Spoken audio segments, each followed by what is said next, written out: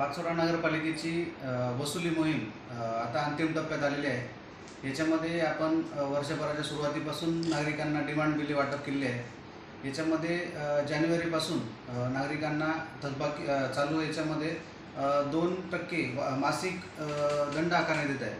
त्याच्यामुळे सर्व नागरिकांना आमची विनंती आहे की दंडात्मक कारवाई आपल्यावर टाळण्यासाठी वेळेत नगरपालिकेचा कर भरावा। 31 मार्च नंतर त्या थकबाकीवर जास्तीचा दंड आकारण्यात येईल। त्याच्यामुळे 31 मार्च पूर्वी आपली मालमत्ता कराची तसेच पाणीपट्टीची सर्व बिले पूर्ण करून नगरपालिकेला सहकार्य करावं।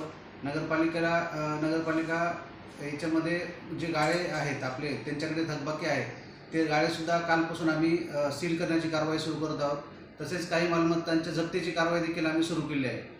त्याच्यामुळे कुठलीही अप्रिय कारवाई टाळण्यासाठी नागरिकांनी सहकार्य करावं व आपला थकीत मालमत्ता कर व पाणीपट्टी लवकरात लवकर भरावी ही विनंती। सर भेदभाव झाले, काही मोठ्या रकमा आले मग अगोदर त्याच्याकडे तुम्ही तेच म्हटलं की ज्या मोठ्या रकमा आहेत, जे मोठे संस्था असतील किंवा इंडिव्हिज्युअल मालमत्ताधारक असतील त्यांच्या जप्तीची कारवाई आम्ही सुरू केली। त्यांना जप्तीच्या नोटिसा पण दिलेल्या आहेत। येत्या काळात त्यांच्या मालमत्तांचा लिलाव होऊन आम्ही त्यांच्याकडून ती रक्कम भरणा करून घेऊ। विषय असा पाचोरा शहरात सध्या आपली वसुली चालू घरपट्टी किंवा काही पट्टीधारक हे आपल्या नगरपालिकेतून स्वतःहून भरत आहेत, पण त्यांना डिसेंबरमध्ये कोणाला 2% लागत आहेत, जानेवारीमध्ये 4% लागत आहेत, मार्चमध्ये 6% लागत आहेत, अशी चर्चाच सगळं तर चालू आहे। नाही, यावर्षी आता जानेवारीपासून दरमहा 2% एवढी शास्ती लागलेली या वर्षापासून। आणि आपल्या महाराष्ट्रात काही महानगरपालिका आहे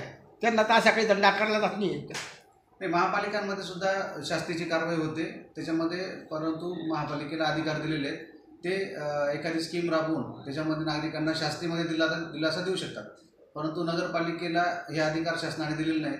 त्यामुळे आम्हाला शास्तीमध्ये माफी करता येत नाही।